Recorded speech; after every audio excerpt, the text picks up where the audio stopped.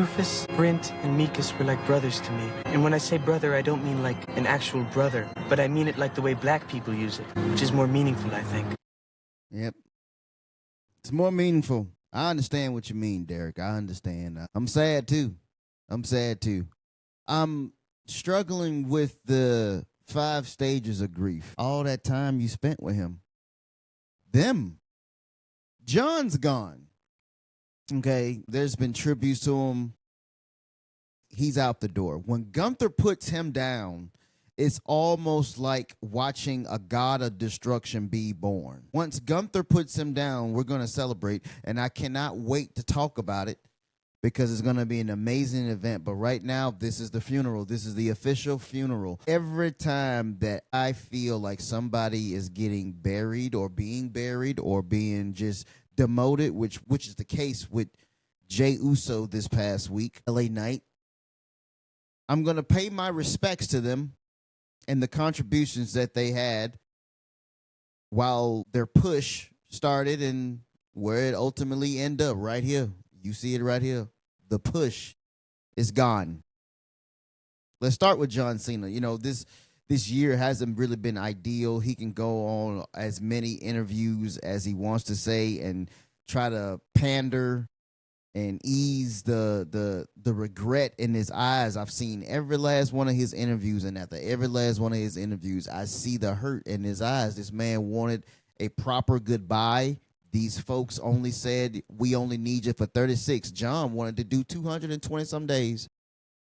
But these folks said no. Then when that Travis Scott situation just fell apart, I don't even know why would you want to include him in there anyway. I don't understand. You're trying to get this crossover. Do that shit on your own time. Don't fuck up shit here. He won the title, though. WrestleMania won the championship 17, motherfucker. And now he can be like the greatest QB ever and shake the hand of the person who's going to be 18. Listen, that will never happen. Sorry. That ain't going to happen. Not the way that this business being ran by Paul. That shit is not going to happen. Sorry. But here we are still. Everybody's pouring out so much respect for this man. I sat there and watched these fans say all this nice, sweet stuff to John, man. And, you know, he's going out on his terms. He knows he can't continue to do this, and he doesn't want to be like The Undertaker. He don't want to be like that. So kudos for you, John. Good career, a shit ending. But the main people that I want to talk about here is LA Knight and Jey Uso. Jey, I will get to you last, but we're going to get to LA Knight first. You know, you started out in this game. You were already in your, early 40s. You was already a part of the 40 and up club. Now you're even more in there. And it's evident now that what they did to you this past week was just unjustly. And I'm sorry that that had to happen to you, but I don't know, along the way, you ruffled some feathers along the way, backstage, whoever, I don't know, but you need to go to them and just squash it and make some things right. But I don't think at this point you can, because you're too late in your career to try to go for a world championship. It's a little bit too late for that. You look at the landscape of next year and the champions that could come out of next year. You got Braun. Whoever wins the Money in the Bank, you gotta know that they're gonna cash it in within that year. The landscape, Jacob Fatu, he's the only one in that bloodline that's really getting anything. And you already know Roman is gonna get his too. But LA Knight, I don't know, man. He has so many chances.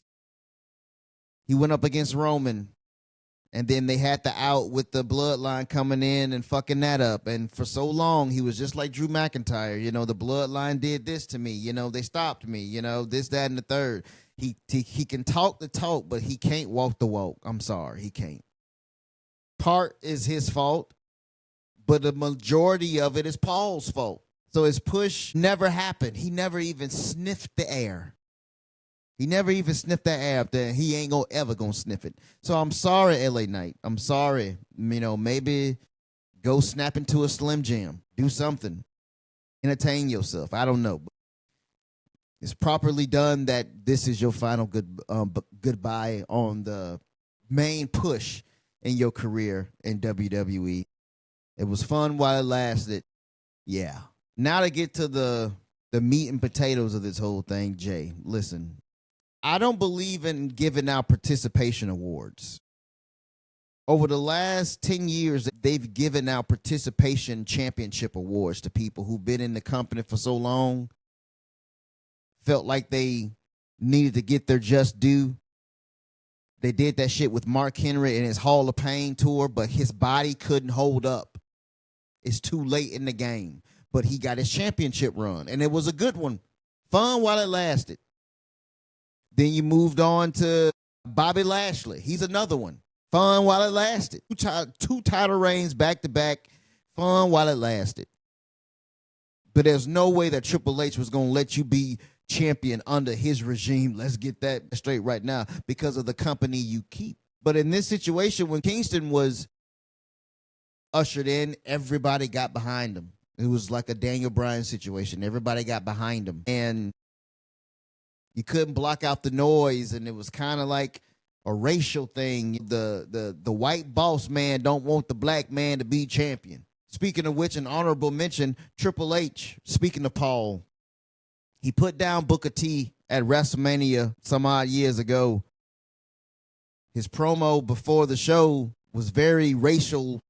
It didn't really stick. And then he went on to prove why he was superior at WrestleMania and beat that man. Booker didn't even get his win, but they gave him that world championship, that King Booker, and he just shined like a diamond. Those weren't participation championship reigns. I don't want you to misconstrue my words here, but you're trying to see where I'm going with. Like, they knocked it out the park with the title reigns. It's just unfortunate that they couldn't keep it up. When Kofi got the championship, it was a beautiful thing. It was a nice moment in WrestleMania.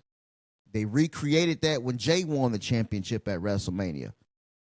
But the trajectory of both title reigns, it went on to be what it were. Now, albeit they did give Kofi a try. Kofi had that championship.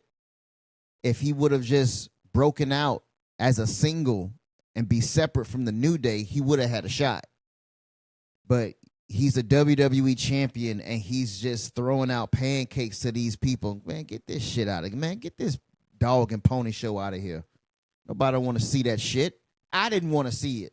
Back to doing your tag team shit. And the writing was on the wall. Brock Lesnar ended everything in 6 seconds. And that was the end of Kofi Kingston's main event push. He never sniffed the air again. Never even got a rematch for the championship. And now here we are with Jey Uso doing the exact same thing again. The yeet, the crowd participation, even that's down. That's not even the same anymore. These people tired of all this waving my hands up in the goddamn air. Somebody next to me musty as fuck. Smell like ass and Frito-Lays. Get that yeet shit out of here. You go and get your little kids. Go on do the yeet. Now look at you. You were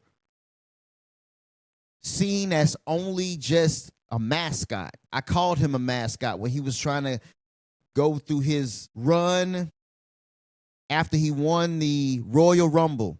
I called him a mascot because that's what he is. That's the only reason why these folks put him in that position. And WWE Unreal showed you that. He gasses up. His in-ring work never changed. Still doing that silly-ass open palm slap. Then got the nerve to do a break dance with it. Sit your ass down somewhere. Now look at you. Back in the tag team division.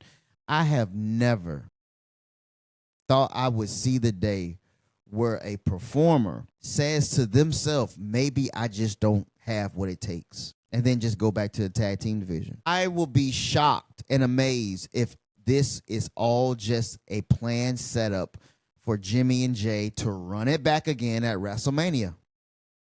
But this time it can be done the proper way instead of all them super kicks they did in the first time they met.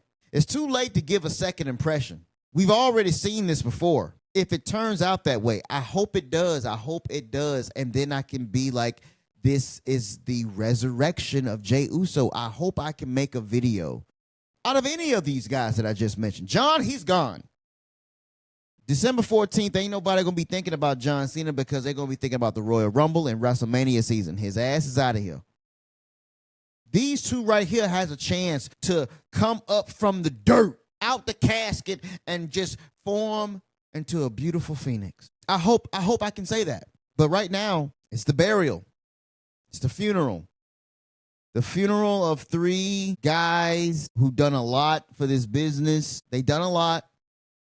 Jey Uso, tag team champion, decorated champion, a shit world champion. But hey, he sniffed the air. He just didn't stay up there. He couldn't stay up in the air. LA Knight, he was right there at the peak below the mountain where the clouds is. He was right there. He didn't smell that air, but he was right there at the bottom where the clouds was. He was just about to hover over the clouds, but can't get up there. Jay couldn't sustain it. Kofi couldn't sustain it. And now this funeral is closing. And my closing thing that I just want to say is, and it will bleed into the next video that I will make here, not a lot of people can be at the top. Not a lot of people can be up there. Not a lot of people can smell what it smells like up there. The food is wonderful. Private jets, first class everywhere. You get treated like royalty. People admire you. People want to spend their make-a-wish just to see you. John Cena, no. He knows better than anybody. He's been up here. He's up here amongst the legends, just talking about the good old days, their title reigns and their feuds. He's up there with them. Forever he's up there. Just close the casket. The push is done. And it couldn't have happened at a worse time, because Saturday night's main events this Saturday, and you're going to have all these NXT people there, fresh eyes that can present themselves. You know that they're going to be all over that show. Whoever that they look and see who they want to bring up to the main roster, they're going to put on that show and little backstage segments. They're going to have the GMs talking to them, and you're going to see, you're going to be like, oh, who's going to get called up? You know what I mean? It's over with. Even if Jey Uso comes out of this, who wants to see him? Unless he can truly be a heel. We haven't seen a mean Samoan in a very long time. I'm talking about a Samoan that'll go in there and beat your fucking ass. He needs to stop doing this silly ass shit. That's why his ass is where he at now.